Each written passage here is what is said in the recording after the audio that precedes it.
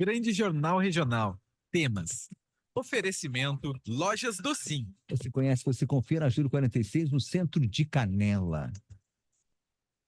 E agora vamos bater um papo aqui com a Procuradora-Geral do município de Gramado, doutora Mariana Melara Reis, que é ao lado da secretária do Meio Ambiente, que deve entrar conosco também, Cristiane Bandeira, participarão conosco aqui, são integrantes do gabinete de crise do município e que vão nos trazer informações como é que está a situação do município nesse momento, né, que passa aí por deslizamentos. Já tivemos aí um novo deslizamento na RS 235,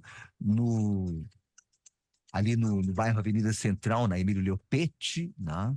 Questão do fundo de garantia, calamidade que teve a exclusão do município de Gramado e Canela, né? Os municípios que foram excluídos aí do saque calamidade. E também os pontos de monitoramento e articulação junto à Casa Civil e o Ministério do Turismo para enfrentar esse momento difícil pelo qual passa a nossa região. Doutora Mariana, bom dia, como é que você está? Bom dia, Braulio, tudo bem? Bom dia aos ouvintes, ao pessoal que nos assiste nas redes. Obrigada pelo convite. Estamos, eu sempre brinco, sobrevivendo, que não dá para dizer que nós estamos bem, né? É verdade.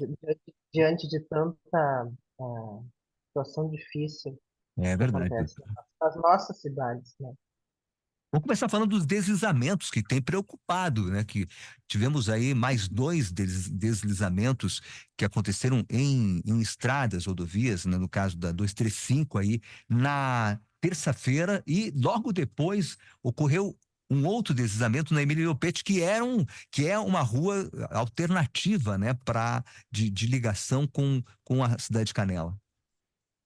São os dois acessos, principais acessos de Gramado a Canela e de Canela a Gramado, né? Então, estamos quase ilhados, falando dessa forma. Mas o que que acontece? Na Emílio Leupert, que é a Estrada Velha, nós tivemos um pequeno deslizamento e, neste momento, as equipes estão avaliando, tentando fazer os consertos. Por isso, quem utiliza a Estrada Velha, como a gente chama, só pode a utilizar com veículos leves. Nós não estamos permitindo que veículos pesados, caminhões, ônibus, passem por ali para que não force ainda mais a estrutura daquela via e que ela possa romper. Então, até que os trabalhos estejam concluídos na Estrada Velha, que é a Avenida Emílio Leupert, somente veículos leves para a gente poder continuar transitando entre Canela e Gramado.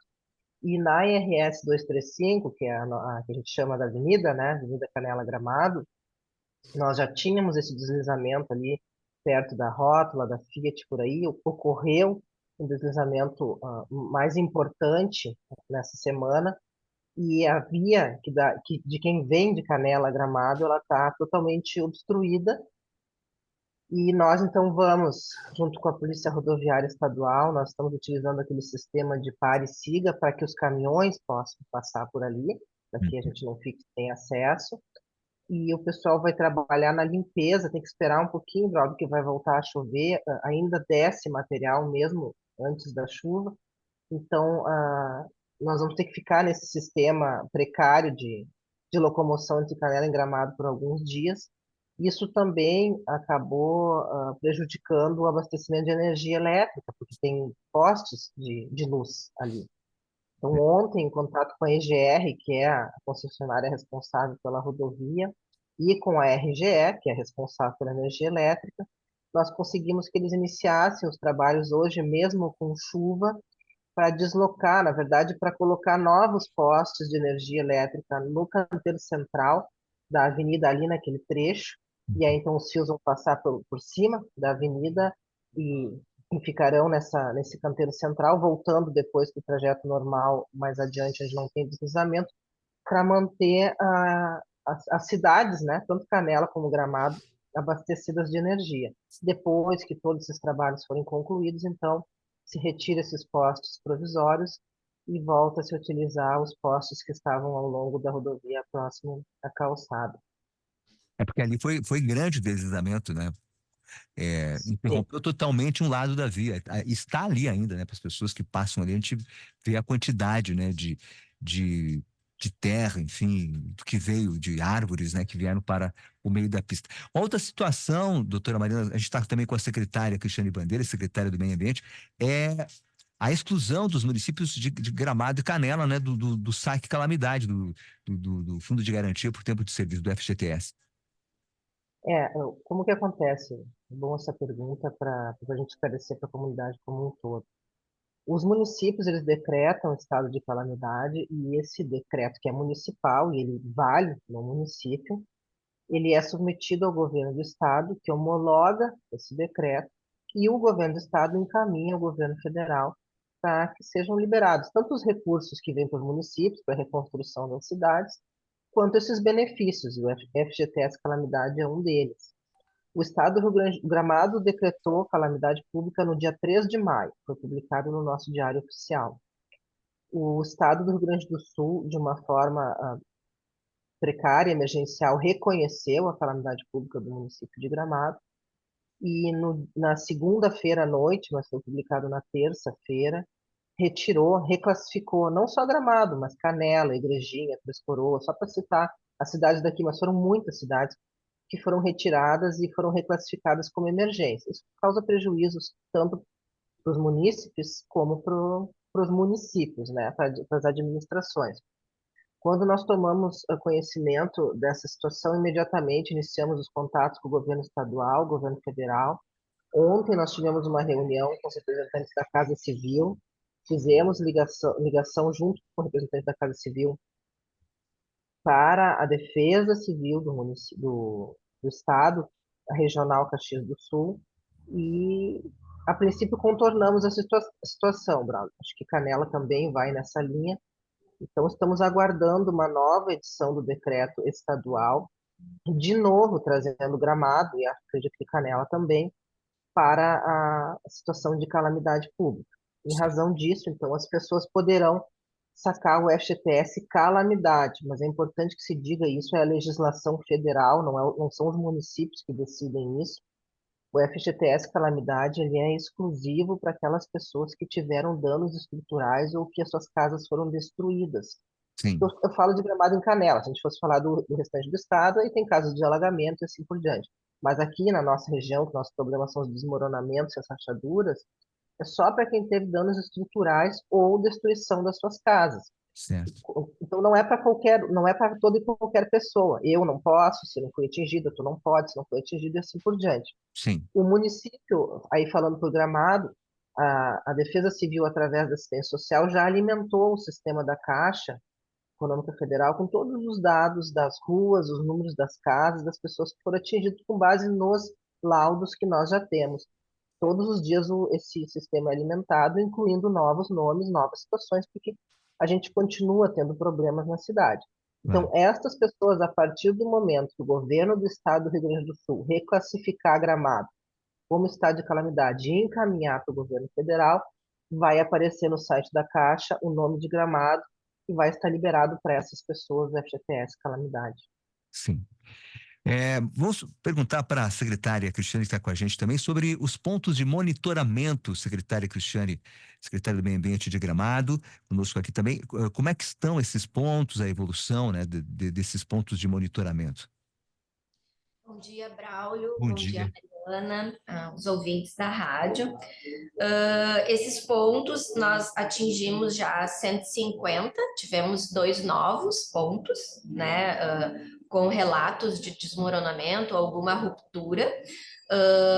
Não aumentou, né? A gente saiu ali de 148, aumentamos 2, a gente vinha numa rotina de 20 a 10 pontos a cada dia aumentando, então a gente vê que com a redução das chuvas, esses pontos, então, tende a começar a estabilizar em relação à quantidade, né?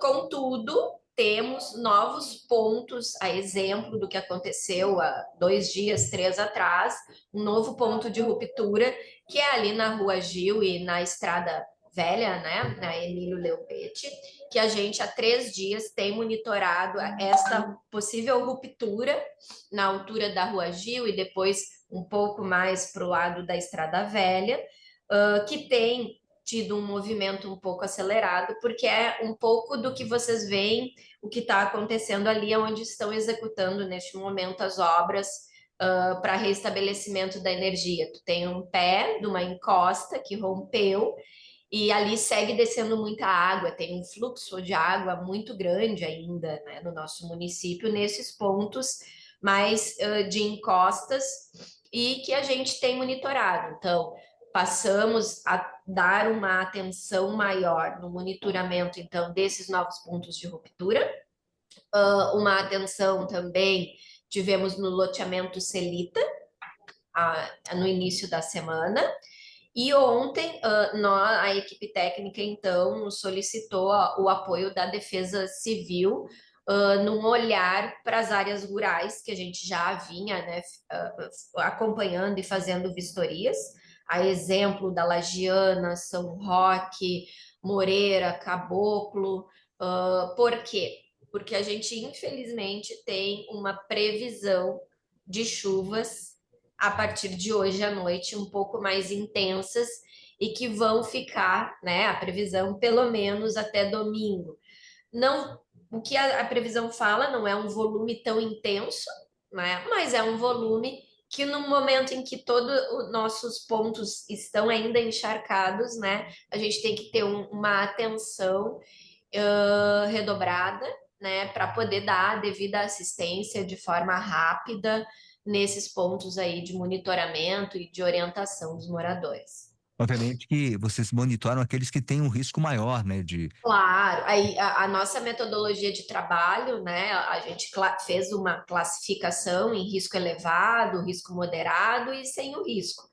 Então, a gente atualiza esses mapas quase que diariamente, porque fazemos as vistorias nos locais de risco elevado e do moderado.